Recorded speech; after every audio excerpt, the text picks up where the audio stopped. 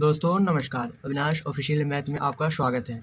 Bihar board कक्षा 10वीं के गणित के सभी सवालों के आसान हल के लिए हमें जरूर सब्सक्राइब करें। आज हम प्रश्नावली 1.2 का तीसरा क्वेश्चन को सॉल्व करेंगे। तो आइए वीडियो शुरू करते हैं। तो दोस्तों तीसरा प्रश्न है, अभाज्य गुणनखंड विधि द्वारा निम्नलिखित पूर्णांकों के HCF और LCM को ज्ञात करें। तो दोस्तों हमें इस प्रश्न में HCF और LCM ज्ञात करना है। तो पहला प्रश्न है 12, 15 और 21। तो आइए प्रश्न को हल करते हैं। यहाँ पर लिखेंगे हल। पहला प्रश्न है दोस्तों 12, 15 और 21। तो हम पहले 12, 15 और 21 का गुणनखंड करेंगे। तो यहाँ पर लिखेंगे 12, 15, 21। पहले 12 का करेंगे तो 2, पहले 2 से लगाएंगे तो 6, 6 दूनी 12, फिर 2 से लगाएंगे तो 3, फिर 3 एकम 3, फिर इसको 3 से लगाएंगे 5 मरतब में, फिर 5 को 1 से, और दोस्तों 3 से लगाएंगे 7 मरतबे, फिर 7 को 1 से। अब यहाँ पर लिखेंगे 12, 12 में है दोस्तों 2, 2, 2, 2 और फिर 3, फिर 1, फिर यहाँ पर लिखेंगे 2 गुना 2 गुना 3 गुना 1। अब दोस्तों 15 का लिखते हैं। 15 का है दोस्तों 3 गुना 5 गुना 1। तो यहाँ पर लिखेंगे 3 गुना 5 गुना 1। अब दोस्तों 21 का, 21 में है 3 गुना 7 गुना 1। तो दोस्तों यहाँ पर लिखेंगे 3 गुना 7 गुना 1। और दोस्तों जैसा प्रश्न में कहा गया है उसी हिसाब से अब हम HCF निकालते हैं। यहाँ पर लिखेंगे इसलिए HCF बराबर, इसमें सिर्फ एक कॉमन है दोस्तों तीनों में, जो एक है वह तीनों में है दोस्तों, और फिर यहाँ जो 3 है यह भी तीनों में है दोस्तों। तो यहाँ पर लिखेंगे 3 गुना 1 बराबर इसका HCF होगा दोस्तों 3। अब बनाते हैं इसका LCM। जो कॉमन है उसको एक बार यहाँ पर लिख देते हैं HCF का, फिर जो संख्या तीनों में नहीं है उस संख्या को जैसा है वैसा ही लिख देंगे, जैसे कि 2 गुना 2। तो यहाँ पर लिखेंगे 2 गुना 2। अब यहाँ पर है 5, तो यहाँ पर लिख देंगे गुना 5। अब यहाँ पर है 7, तो यहाँ पर लिख देंगे गुना 7। तो इन सभी को गुना करने पर आया है दोस्तों 420। दोस्तों आपको गुना करने आता ही होगा, आप 10वीं कक्षा के छात्र हैं तो आपको ज़रूर आता होगा दोस्तों, नहीं तो बहुत दिक्कत हो जाएगा। अब दूसरा प्रश्न क्या है दोस्तों? दूसरा है 17, 23 और 29। अब दूसरे को बनाते हैं।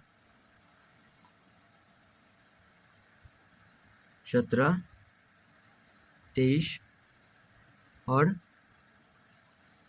29। दोस्तों तीनों का पहले अभाज्य गुणनखंड करते हैं। तो पहले 17 का, फिर 23 का, फिर 29 का। तो 17 का होगा दोस्तों, क्योंकि 17 कोई पहाड़े में नहीं आता है तो यहाँ खुद 17 से ही कटेगा एक मरतबे में। फिर 23 भी कोई पहाड़े में नहीं आता है तो फिर 23 भी एक मरतबे कटेगा। फिर 29 भी ऐसा ही है दोस्तों, तो 29 को भी एक मरतबे में।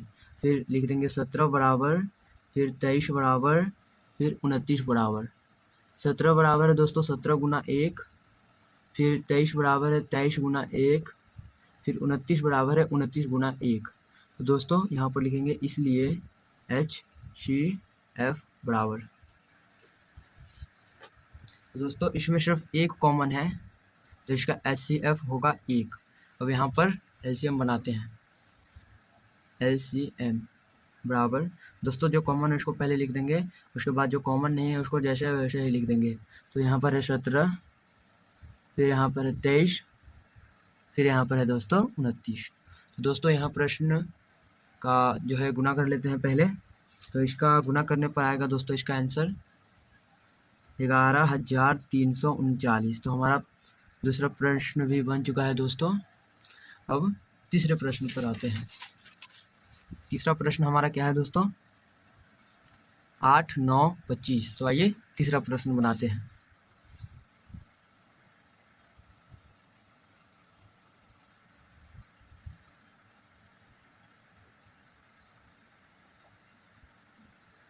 पहले इन तीनों का गुणनखंड करते हैं दोस्तों। 8 का पहले करेंगे तो 2 से लगाएंगे तो 4 मरतबे, फिर 2 से लगाएंगे तो 2 मरतबे, फिर 2 से 1 मरतबे। अब 9 का करेंगे अभाज्य गुणनखंड तो 3 मरतबे, 3 से, फिर 3 से 1 मरतबे। फिर 25 का करते हैं दोस्तों, तो 25 का 5 से लगाएंगे तो 5 मरतबे, फिर 5 से लगाएंगे तो 1 मरतबे। अब इसको यहाँ पर लिख देते हैं।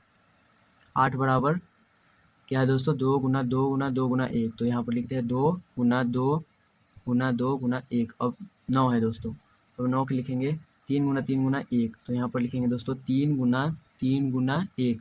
अब 25 है दोस्तों, तो 25 को लिखेंगे 5 गुना 1।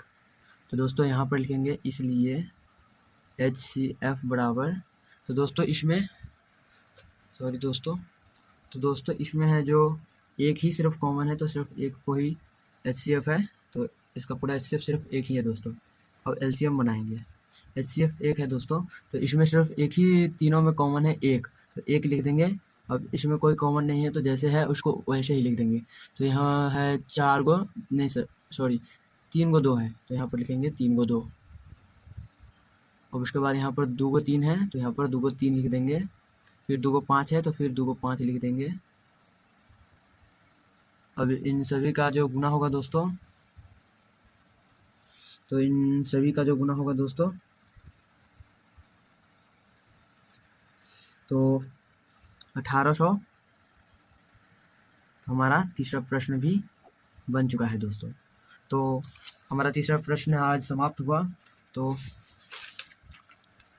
दोस्तों यहाँ काफ़ी आसान प्रश्न था। मैं उम्मीद करता हूँ कि आपको यहाँ प्रश्न समझ में आया होगा।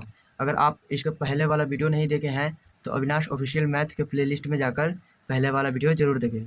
फिर मिलते हैं, बाय बाय, धन्यवाद।